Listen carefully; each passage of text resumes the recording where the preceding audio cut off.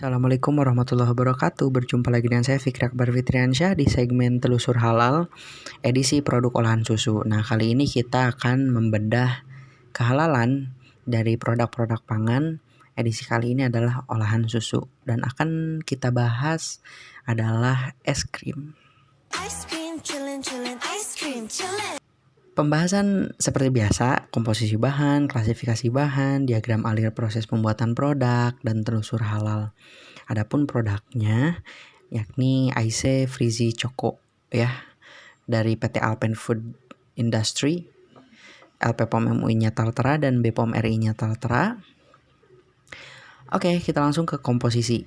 Komposisi untuk es ini cukup banyak ya. Air, gula yang mengandung pengawet sulfit, sirup jagung tinggi fruktosa, minyak kelapa, maltodextrin, susu bubuk full cream, susu bubuk skim, kakao bubuk, bubuk whey, mentega, penstabil, pengemulsi, perisa sintetik, pewarna alami. Oke, kita klasifikasikan bahan, ada bahan baku, bahan tambahan, dan bahan penolong. Jika teman-teman masih kebingungan, silahkan tonton video sebelum ini. Untuk bahan bakunya sendiri ada air, gula, minyak kelapa, susu bubuk full cream, susu bubuk skim, kakao bubuk, whey bubuk, dan mentega.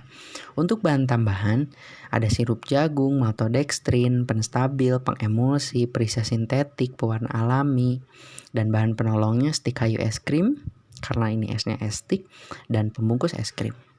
Baik, kita langsung melaju saja ke diagram alir proses pembuatan produk. Ya, ini saya dapatkan dari jurnal tahun 2011 dari Hasanuddin, Kurnia dan kawan-kawan, di mana di dalamnya dicantumkan dua cara pembuatan produk es krim. Ada cara tradisional dan cara modern, dan ini saya mengambil yang umumnya. Yang pertama susu, pencampuran 1, whipping cream, gelatin, skim gula, pendidihan, pencampuran 2, tepung maizena, kuning telur, dan essence, pengukuran volume, tempering, homogenisasi, pengukuran volume, dan jadilah es krim. Kita langsung nih ke telusur halal ya. Air sudah pasti non titik kritis karena kemarin sudah dijelaskan. Industri sudah banyak menggunakan air bersih dan sudah terjamin. Gula apakah rafinasi? Jika iya, tanyakan lagi apakah menggunakan karbon aktif.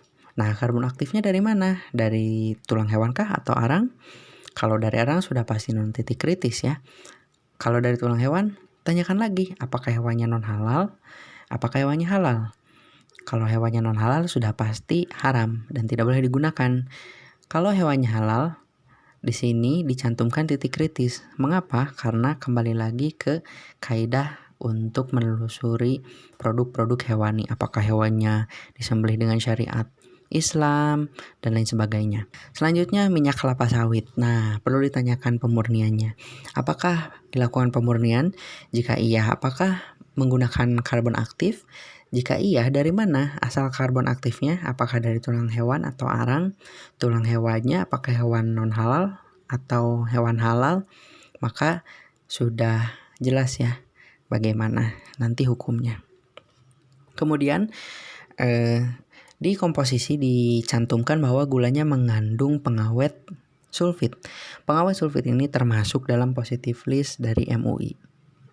Susu bubuk, nah ini perlu ditanyakan ya karena susunya sudah bukan susu cair atau susu murni. Pasti ditanyakan apakah berasal dari hewan yang halal. Jika tidak, maka tidak boleh digunakan. Jika iya, maka perlu ditanyakan lagi, apakah ada pengolahan lain? Jika tidak, maka non titik kritis. Jika iya, maka menjadi titik kritis. Biasanya dalam pembuatan susu bubuk itu menggunakan emulsifier ya atau pengemulsi. Selanjutnya susu skim, sama perlu ditanyakan apakah berasal dari hewan yang halal. Jika iya, apakah ada pengolahan lain? Jika tidak, maka non titik kritis. Selanjutnya kakao bubuk. Berarti kalau kakaonya termasuk non titik kritis ya karena bahan nabati. Tapi kalau udah jadi kakao bubuk, maka perlu ditanyakan apakah ada pengolahan? Jika tidak, maka non titik kritis. Jika iya, apakah dilakukan fermentasi? Jika iya, maka titik kritis. Jika tidak, maka non titik kritis. Whey bubuk ini merupakan produk samping dari keju ya. Nah, perlu kita lihat dulu. Dalam pembuatan keju biasanya menggunakan enzim renin. Nah, Asal enzimnya itu perlu dipertanyakan apakah dari hewan yang halal atau hewan yang non halal. Nah, ini berpengaruh terhadap penggunaan whey sebagai produk samping dari keju. Perlu ditanyakan, apakah difermentasi? Jika iya, apakah menggunakan enzim? Jika iya, apakah berasal dari bahan yang halal? Jika tidak, sudah tentu haram. Jika iya, maka non titik kritis. Kemudian mentega. Nah, teman-teman sudah tahu kan bedanya mentega dan margarin? Kalau mentega itu berasal dari lemak hewani. Kalau margarin biasanya berasal dari lemak nabati. Perlu ditanyakan karena mentega dari bahan hewani, apakah berasal dari bahan yang halal? Jika tidak, tentunya haram. Jika iya, apakah ada bahan tambahan atau bahan penolong? Jika iya, maka titik kritis. Jika tidak, maka non titik kritis. Selanjutnya, sirup jagung. Nah, sirup jagung ini biasanya digunakan sebagai bahan pemanis dalam es krim. Nah, metode pembuatannya bisa dilakukan dengan dua metode. Yang pertama dengan hidrolisis, pemecahan molekul dengan bantuan air, asam, dan hidrolisis enzimatik. Nah, di sini titik kritisnya. Biasanya sirup ini diperoleh dengan menggunakan enzim, di mana salah satu enzim yang diperlukan yaitu enzim alpha amilase. Sayangnya, enzim ini di samping dapat diperoleh dari mikroorganisme, juga dapat diperoleh dari hewan. Oleh karena itu, status kehalalan sirup gula adalah syubhat. Artinya, perlu ditanyakan lagi, apakah difermentasi menggunakan enzim? Iya. Berasal dari bahan yang halal? Jika iya, maka non titik kritis. Jika tidak, maka jatuhnya haram. Selanjutnya, maltodextrin. Maltodextrin merupakan jenis penyalut yang digunakan dalam produk es krim.